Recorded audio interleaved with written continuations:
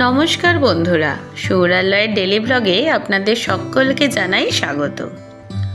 আজ বৃহস্পতিবার আর আজকে আমরা সৌরালয় বাবুকে নিয়ে এসেছি কলকাতার ইকো পার্কে। অনেক দিন থেকেই ইচ্ছা ছিল এদের দু ভাইকে নিয়ে ইকো পার্কে যাওয়ার, কারণ তাজমহল, চীনের প্রাচীর, আইফেল টাওয়ার এগুলোর যখনই ওরা গল্প শুনতো বাপির কাছে কিংবা কোনো ভিডিও দেখতো, ওরা বারবার বলতো, বাপি এগুলো আমরা দেখতে যাবো, এগুলো দেখতে নিয়ে যাবে। তো এবার সবগুলো তো অ্যাকচুয়ালি দেখতে যাওয়াটা পসিবল নাই, যেহেতু এগুলো সবই রেপ্লিকা করা আছে ইকো পার্কে, তাই আমরা ভাবলাম ওদের নিয়ে ইকো পার্কে যাওয়া যাক, কারণ ওখানে গেলে ওদের খুব ভালো লাগবে। আমরা প্ল্যানিং করেছিলাম একটু সকাল সকাল বেরোবো, যেহেতু ইকো পার্ক খোলে 11টার সময়, তাই আমরা মোটামুটি 9:30টার মধ্যে বেরিয়ে পড়বো আর ইকো পার্কে 11টার সময় ঢুকে পড়বো। কিন্তু দুজনকে রেডি করে খাইয়ে দাইয়ে বেরোতে বেরোতেই আমাদের বেজে গিয়েছিল 10:30।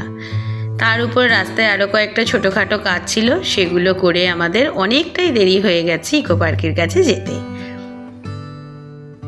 এই দেখুন, এখন আমরা বালি বিচ পার হচ্ছি আর ওই দেখুন দূরে দক্ষিণা মায়ের মন্দিরটা দেখা যাচ্ছে। দেখেই তো দেখলাম আমাদের লয়বাবু 2 হাত জোর করে মাকে প্রণাম জানালো।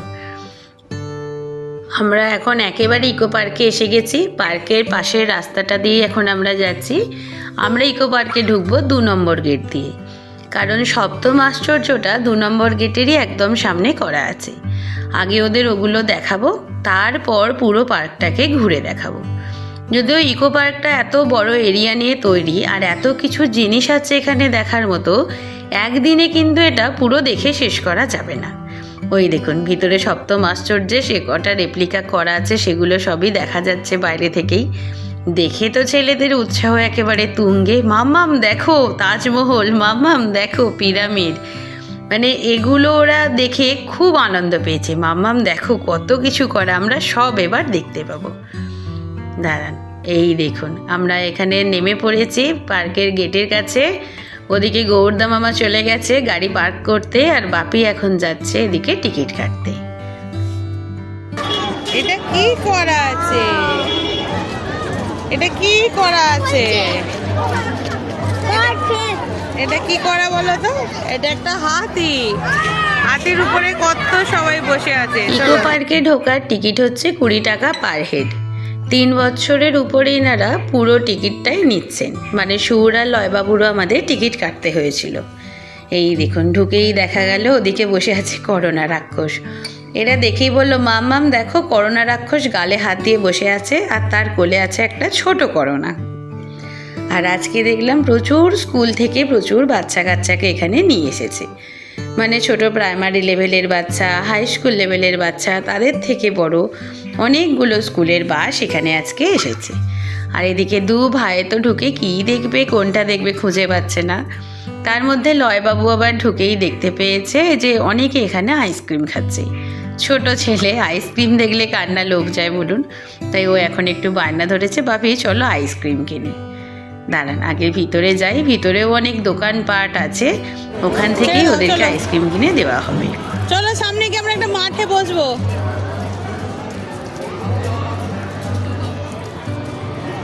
দেখেছিস ভিতরে কত দোকান আর তোরা পাগল হয়ে যাচ্ছিলিস।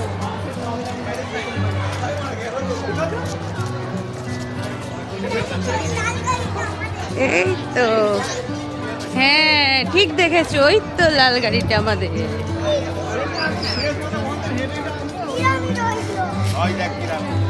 এই তো এদিকে পিরামিড। আগে 7 ওয়ান্ডার ঘুরে আসবে, চলো আবার টিকিট করতে হবে। চলো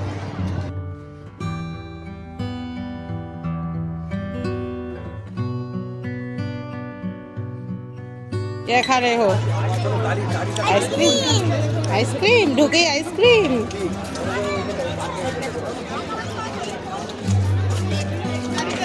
এই দেখুন না, এখানে এরা আইসক্রিম খাচ্ছে আর ওদিকে দেখুন কত বাচ্চা কাচ্চা। স্যার ম্যাডামরা বলছেন লাইন করে চলো, কিন্তু বাচ্চাদের এরকম খোলামেলা এত সুন্দর জায়গায় আর কন্ট্রোল করা যায়? যারা বড় আছে তাদেরকে বলছে বাচ্চাদের সামলে নিয়ে চলো, আর বাচ্চারা তো এদিক ওদিক দেখতে দেখতে লাইন ভাঙবেই, কারণ কত কিছু দেখার। দাঁড়ান আমি আগে আমার চুল ফুল ঠিক করে নিই। এদিকে গাড়ি করে আস্তে আস্তে দেখছি সবই ঘেঁটে গেছে। আর এখন আমরা প্রথমেই দেখতে যাচ্ছি সপ্তম আশ্চর্য। সপ্তম আশ্চর্য দেখার জন্য কিন্তু আলাদা করে টিকিট কাটতে হবে, টিকিট মূল্য 30 টাকা করে। তো গৌরদা বলল আমি আর যাচ্ছি না ওগুলো দেখতে, আমি ব্যাগপত্র নিয়ে বাইরে বসছি, তোমরা দুজনে বাবুদের ঘুরিয়ে আনো। আর বাড়ি থেকে আমরা অল্প করে খাবার দাবার তৈরি করে নিয়ে গেছিলাম, মানে মুড়ি আলুর তরকারি, কারণ ওখানে গিয়ে সমস্ত কিছু খাবার জিনিস পাওয়া গেলেও গিয়েই সঙ্গে সঙ্গে কেনা জিনিসগুলো আমরা খাওয়া শুরু করব না বলেই বাড়ি থেকে অল্প করে আলুর দম আর মুড়ি নিয়ে গিয়েছিলাম। টিকিট দাও আন্টিকে, আন্টিকে, আন্টির হাতে দেবে, আন্টির হাতে দাও, আন্টির হাতে দাও, আন্টির হাতে দাও। চলো এই তো দাও দাও দাও। পিরামিডে হাত দিয়ে দাদা দেখে নিল।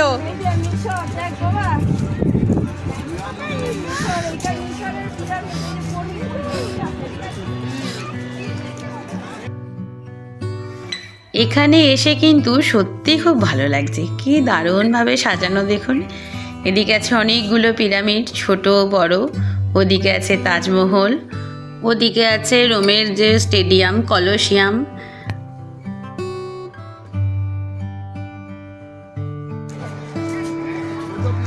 হ্যাঁ রে, একটা বেবি পিরামিড।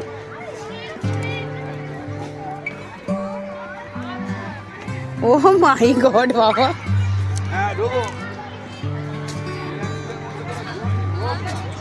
ও পিরামিডে ঢুকবে। চলো আস্তে আস্তে আস্তে।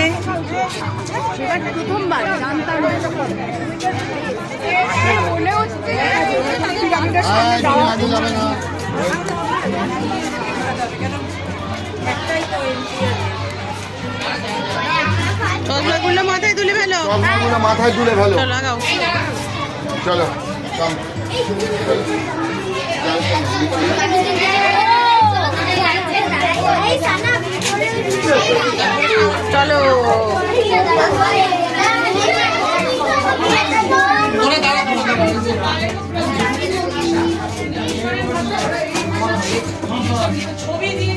নাম কি বলছেন শোনো।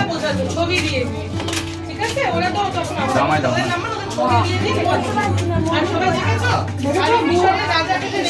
ওইদিকে ওইদিকে ভিতরে চলো। কুইজ ভালো করে শুনবে, এরপরে কিন্তু কুইজ যাবে, তখন কিন্তু এই কোশ্চেনগুলো করা হবে। Everybody listen to me.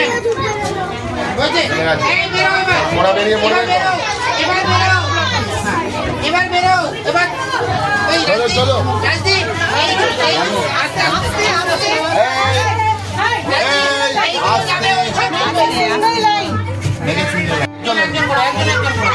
না আমরা একবার যাবো, তুমি বেরোনি, আমরা দেখিনি। চলো আমরা ঢুকবো। চলো চলো। হলো এই ম্যাম দাঁড়ান, আপনি দাঁড়ান। এই ওই লাইনটা বানাবো, বাকি যারা ছিল তাদেরকে বানাবো এই লাইনটা। কাজ লেগে গেছে। আরে বাবা,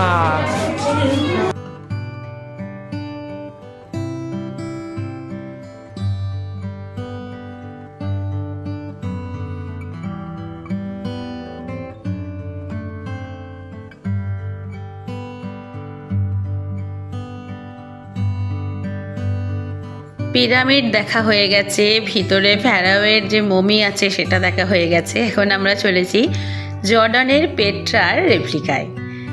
মানে ভীষণ সুন্দরভাবে পুরো জায়গাটাকে সাজানো। ওই দেখুন তাজমহলটা কি সুন্দর দেখতে লাগছে।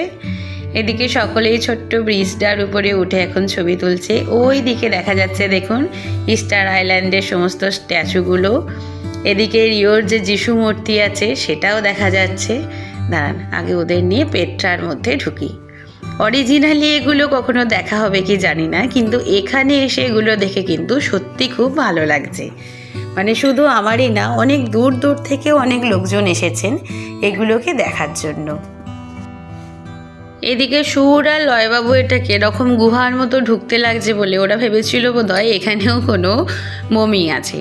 তাই অনেকক্ষণ ঘুরে ফিরে দেখার পর বললো, বাপি আমাদের কিন্তু পেট্রার ভিতরটা ভালো লাগলো না, এখানে মমি নেই, শুধু মূর্তি করা আছে। দেখুন কীরকম অদ্ভুত সব মূর্তি রাখা, মানে তখনকার দিনে যেগুলো ছিল সেগুলোরই রেপ্লিকা করা আছে।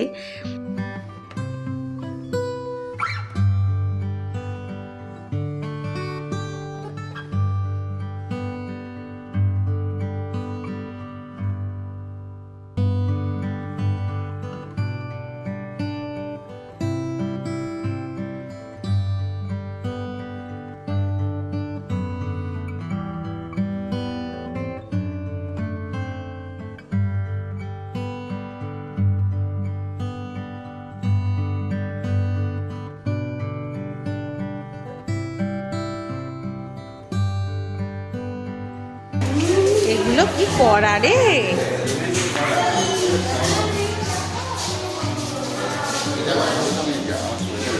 তুলে রাখবে কোথায়? বলো বাবা। বরফ বেরিয়ে চলো। দেখো এদিকে কেমন ছবি আঁকা দেখো।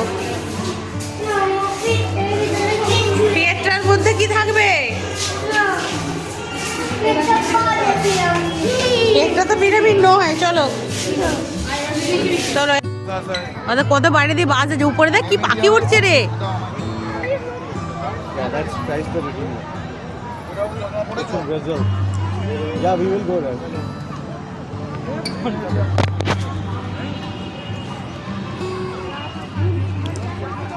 এখন আমরা দেখতে এসেছি ব্রাজিলের যে রিও ডি জেনেরিওতে অবস্থিত যিশু মূর্তি আছে রেমেডিয়ার, সেটা দেখতে। মানে সত্যি খুব সুন্দর লাগছে স্ট্যাচুটা। অরিজিনালটা বিশাল বড়, তার কাছে তো কোনো তুলনা হয় না, কিন্তু তাহলেও যে এখানে রেপ্লিকাটা করা আছে এটাও ভীষণ সুন্দর করা আছে। আর মানে খুব ভালো লাগছিল এখানটায় এসে। কি দারুণ লাগছে দেখুন মূর্তিটা।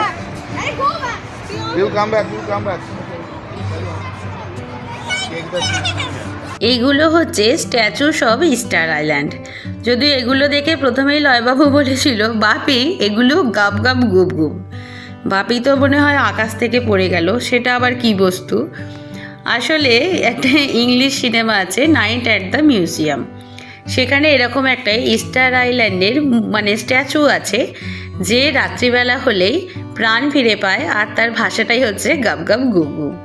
মানে পুরো মিউজিয়ামের মধ্যেই আপনারা সিনেমাটা দেখলে দেখতে পাবেন যে সমস্ত মিউজিয়ামে যে সমস্ত জিনিস আছে, সেটা কোনো পাখি হোক, পশু হোক, মানুষের মূর্তি হোক, সমস্ত কিছুই কিন্তু রাত্রিবেলা প্রাণ ফিরে পায়।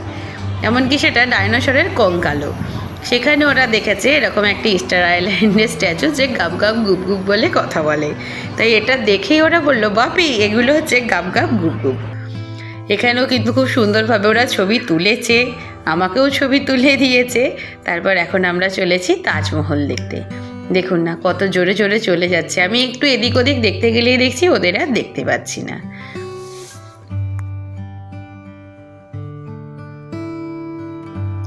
কি সুন্দর লাগছে তাজমহলটাকে। যদিও এদিকে এখন সূর্যটা ঘুরে গেছে বলে তাজমহলটা একটু অন্ধকার অন্ধকার লাগছে, কিন্তু রোদের দিক থেকে সত্যি ভীষণ সুন্দর লাগছে। ওই দেখুন ওদিকে সুর আর লয়বাবু বাপির সঙ্গে উঠে গেছে। দাঁড়ান ওখানে উঠে আগে কয়েকটা আমরা ছবি তুলে নিই। দূর থেকে ভালো বুঝতে পারছিল না বলে দুজনে এগিয়ে গিয়ে দেখছি সম্রাট শাহজাহান আর মুমতাজের যে কবরের রেপ্লিকা করা আছে সেটাই। দেখুন এখানেও কত স্কুলের বাচ্চা, আর এদিকে দেখুন না হিরোদের একেবারে সান গ্লাস পরে দুজনে গট গট করে ঘুরতে ঘুরতে সব কিছু দেখছে।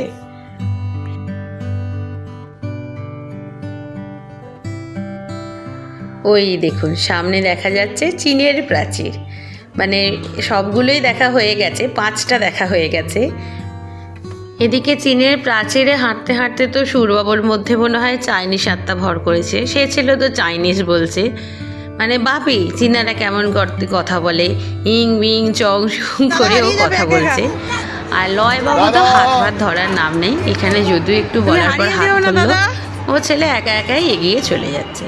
আর ভীষণ সুন্দর লাগছে, ঘুরে ঘুরে চারদিক দিয়ে উঠছি নামছি করে। দাদা এখানে একবার এসো।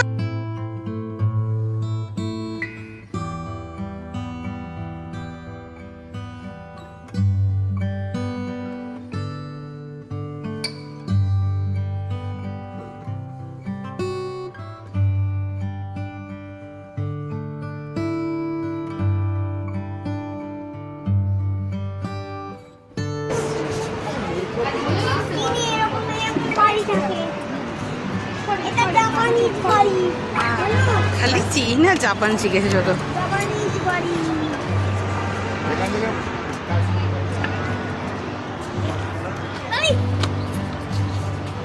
ওই দেখা যায় তাজমহল।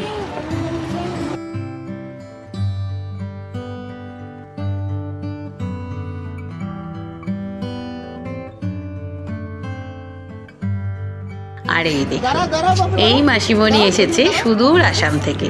হঠাৎ করে দেখলাম সুরবাবুকে ধরে বলল যে একটা ছবি তুলি ওর সঙ্গে, মানে ওদের সঙ্গে যারা এসেছে তাদের বলে একটা ছবি তোলো তো এই সুন্দর বাবুটার সঙ্গে।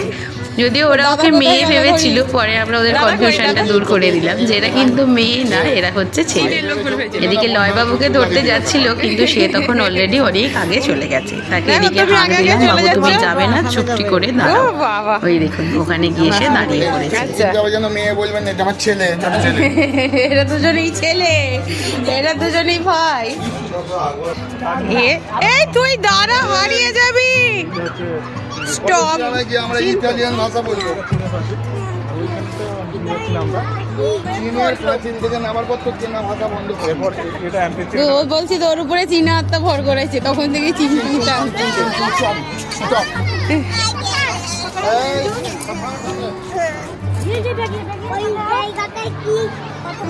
ইতালিয়ান কথা বলতে। এই তুই দাঁড়া, ওই দেখো ইতালিয়ান কি কথা গো?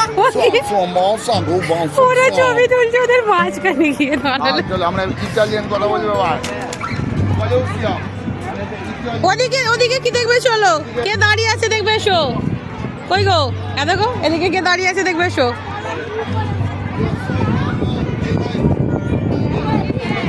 ওরে বাবা, কলোসিয়াম হচ্ছে আসলে রোমের একটা স্টেডিয়াম, মানে যেখানে খুব নৃশংস খেলা হতো। সেটা হচ্ছে আপনার ওই কোনো মানুষকে ছেড়ে দেওয়া হতো, বন্দি মানুষ কোনো অপরাধীকে ছেড়ে দেওয়া হতো, আর সেখানে বাঘ অথবা সিংহকে ছেড়ে দেওয়া হতো মানুষ আর পশুর যুদ্ধ দেখার জন্য। অবশ্যইভাবে সবসময় পশুরা জিততো, মানুষরা কখনোই জিততে পারতো না, কারণ তারা অপরাধী হোক কিংবা কৃতদাস, তারা খেতে পেতো না, এমনিই দুর্বল থাকতো, কিংবা তাদের উপর অত্যাচার করা হতো।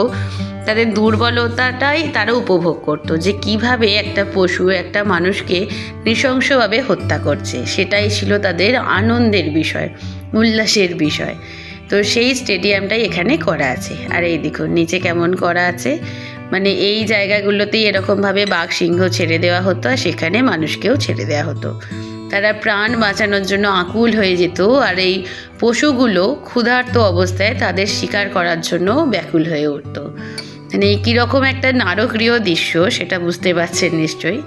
এদিকে মানুষের রেপ্লিকাও করা আছে, যে মানুষ বসে এগুলো সব উপভোগ করছে। এখানে মানুষ মানে ভয়ঙ্কর সব প্রথা ছিল প্রাচীন মানুষের যুগে। লড়াই হতো, আর লোকজন গ্যালারিতে বসে বসে দেখতো। কি বাজে বলো, বাঘ সিংহ তো খেয়ে নেবে মানুষকে।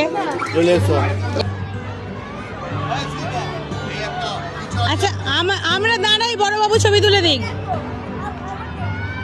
জানো আমরা দাঁড়াই, বড়বাবু ছবি তুলে দিক।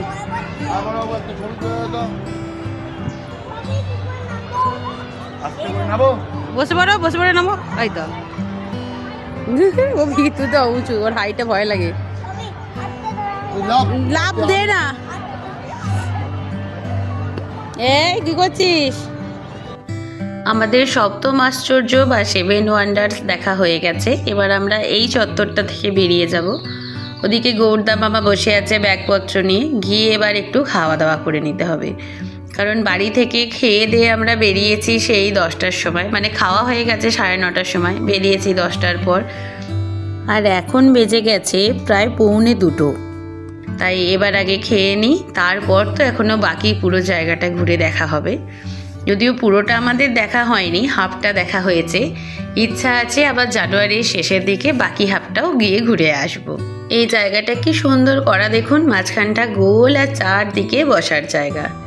ওইদিকে ওদের গৌরদা মামা বসে আছে ব্যাগপত্র নিয়ে, ওখানেই আমরা টিফিন করে নেব। আর পুরো জায়গাটাই খুব সুন্দর সবুজ ঘাসে মোড়া, মানে পুরো পার্কটা যেখানে ইচ্ছা আপনি বসে পড়তে পারেন, বসার জন্য কিছু আনারও দরকার নেই। এই দেখুন এদিকে আমি মুড়ি মেখে ফেলেছি, দুজনকে অল্প অল্প খাইয়েও দিয়েছি, আমরাও অল্প করে খেয়ে নিয়েছি। এই দেখুন এখানে বাচ্চাদের জন্য ছোট ছোট কার আছে, সেগুলো অনেকে চাপছে। এরকম গাড়ি আছে, সেগুলো চেপেও আপনি ঘুরতে পারেন, মানে যদি সঙ্গে কেউ আসে যে বেশি হয়তো হাঁটতে পারে না, তাদের জন্য এরকম গাড়ি বুক করতে পারেন। এখানে টয় ট্রেন আছে, টয় ট্রেনে করেও পুরো পার্কটা ঘুরতে পারেন। টয় ট্রেনের ভাড়া হচ্ছে পার হেড 150 টাকা। আর আছে ডাবল সাইকেল, সেই সাইকেলগুলো আমাদের চড়ার ইচ্ছা ছিল, কিন্তু সেই সাইকেলগুলো দেখলাম আমরা একজনকে নিয়ে চড়তে পারবো না, মানে দুজন বড় কিংবা দুজন বড় একজন বাচ্চা যেতে পারবে, যে আমরা একজন বড় একজন বাচ্চা কিংবা দুজন বড় দুজন বাচ্চা নিয়ে যাওয়া যাবে না। এদিকে তো লয়বাবু স্লিপ দেখে আগে সে দিয়ে ছুট, কারণ ওর স্লিপে চড়তে খুব ভালো লাগে। দেখুন কোথায় চলে গেছে, দেখুন ও ওখানে এখন স্লিপে চড়বে। এর আগেও একবার এখানে হাত ধোয়ার জন্য এসেও মানে স্লিপে উঠে পড়েছিল, বাপি বহু কষ্টে ভুলিয়ে ভালিয়ে নিয়ে গিয়েছিল, আবার সেই যাকে তাই। ট্রেন তাড়াতাড়ি দেখবে, এসো, ওই দেখো ট্রেন আসছে রাস্তা দিয়ে, কাম এই দেখো ওদের রাস্তা দিয়ে ট্রেন যাচ্ছে, লাইনে নয়, রাস্তা দিয়ে আবার ট্রেন যায়। তুই খেলবে যে আমরা আসছি। আরে রাস্তা দিয়ে ট্রেন, দেখুন না রাস্তার উপর দিয়ে টয় ট্রেন যাচ্ছে, সত্যি ভাবা যায় না। ওদের নিয়ে এবার একটু এগিয়ে যাই, কারণ এখনও অনেক কিছু দেখা বাকি আছে, এখানে দাঁড়িয়ে পড়লে হবে না। আপনারা বাচ্চা কাচ্চা নিয়ে কিংবা পুরো বাড়ির সমস্ত লোকজন নিয়ে যে কোনো দিন কিন্তু এখানেই চলে আসতে পারেন একটা ছোটোখাটো পিকনিক করার জন্য। নিজেরা খাবার দাবার বানিয়েও আনতে পারেন, কিংবা যদি ইচ্ছা না হয় এখানে প্রচুর স্টল আছে সব ধরনের খাবারেরই, তো এখান থেকেও কিনে খেতে পারেন। সারাটা দিন এখানে কাটিয়ে সন্ধ্যাবেলা বেরোবেন। এমনি পার্কের গেট বন্ধ হয়ে যায় সন্ধ্যা 7টায়, তারপর যারা ভিতরে থাকে তাদেরকে মোটামুটি 8টা সাড়ে 8টার মধ্যেই সবাইকে বার করে দেয়। ওই দেখুন দূরে দেখা যাচ্ছে মাস্ক গার্ডেন, মানে বিভিন্ন রকমের মুখোশ করা। আর ফাঁকা জায়গাটা দেখুন কি দারুণ। ওই দেখুন লয়বাবু বললো আমি রাস্তা দিয়ে যাব না, আমি এদিকে মাঠের উপর দিয়ে ছুটে ছুটে যাব। ও ওদিকে মাস্কগুলো দেখতে দেখতে ওদিকে ছুটে ছুটে যাচ্ছে। দেখুন কি দারুণ লাগছে চারদিকটা।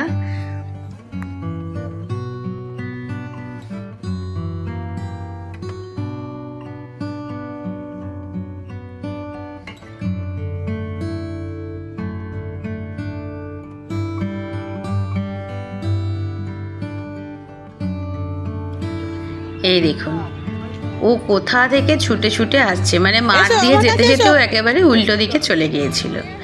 আর এখানে সুরবাবু দেখতে পেয়েছে ম্যাপ, বলছে দাদা দেখবি আর এখানে ম্যাপ আছে, আর আমরা এই জায়গায় আছি।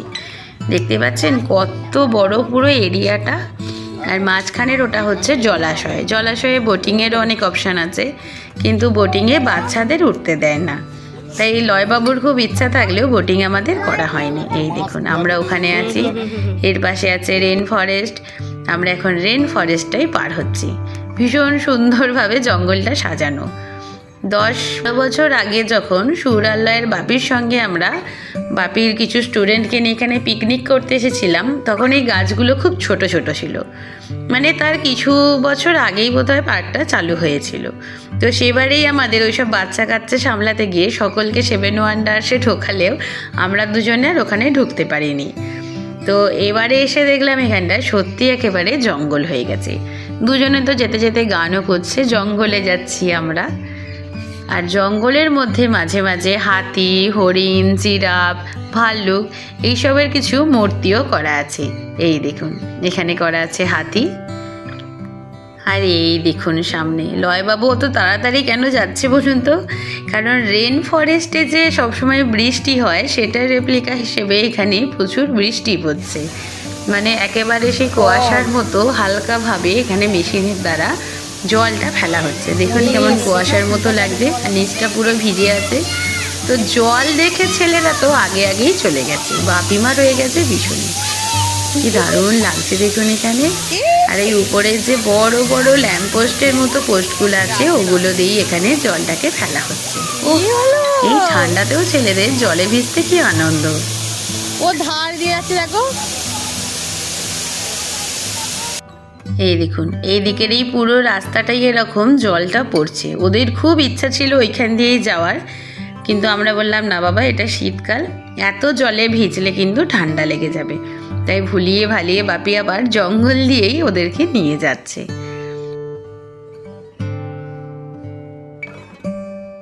এই দেখুন এখানে করা আছে বাঁকুড়া বিষ্ণুপুরের জোড়া মন্দিরের আদলে একটা রেপ্লিকা। মানে চারদিকটা দেখুন কি দারুণ সাজানো।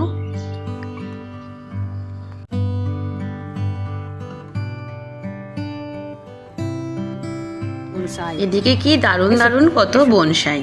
এসো। এদিকে সুরবাবু টয় ট্রেন ওদিকে? চাপবে বলে ওই বায়না উঁচুটায় করছে, যদিও বলছিলাম, টয় ট্রেন ওইদিকে। যেখান থেকে চাপা দাও, সেখানে নিয়ে যেতে করো। এখন অনেক দেরি আছে।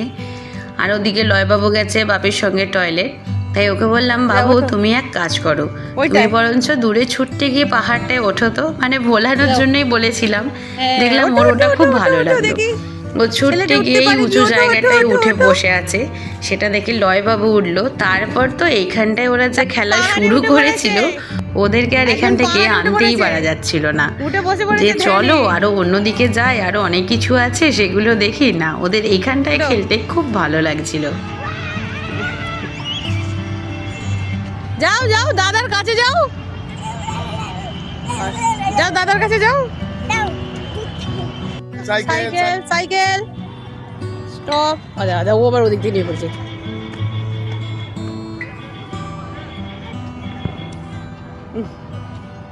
ওরা অনেকক্ষণ থেকে এখানে ছুটে ছুটে উঠছিল নামছিল। আমি খালি একবার বসে ওদের বাপিকে বললাম আমার একটা ছবি তুলে দাও। তারপর উঠেই দেখি ওরা এই রকম ভাবে গড়িয়ে গড়িয়ে নামছে। দুজনে এরকম ভাবেই প্রথমে নামছিল, তারপর দেখলাম আরো দুটি বাচ্চা মেয়ে ওদের দেখে এখানে এরকম গড়িয়ে গড়িয়ে নামার জন্য চলে এলো। মানে দেখুন কিভাবে ওরা গড়িয়ে গড়িয়ে নামছে, এটা ওদের খুব মজা লেগেছে। ওই দেখুন লয়বাবু আবার একদম উপরটায় উঠে গেল। মানে এত বলছি বাবু মাথা ঘুরবে, কোনো কিছু লেগে যাবে না, কি জোরে জোরে ঘুরছে দেখুন না। ওদিকে চলে যাবি। যদি এরকম করতে দেখে আমাদেরও মনে হচ্ছিল যে আমরা একবার এরকম করিয়ে দেখি কেমন লাগে, কিন্তু কি আর করা যাবে, আমরা তো আর এরকম ছেলে মানুষ এগুলো করতে পারি না। হয়েছে, এবার এসো। এই তুই আর নয়, এবার ওঠ ওঠ। কি অবস্থা হলো? হ্যাঁ রে, তখন ওখানে বসছিলিস না, তোর জামা এই দাদা টলছে দেখ, টলছে দেখ। বলছিলিস জামা প্যান্ট নোংরা হয়ে যাবে, এখন কি হলো? এই দাদা দাদা ওদিকে নয়, এদিকে।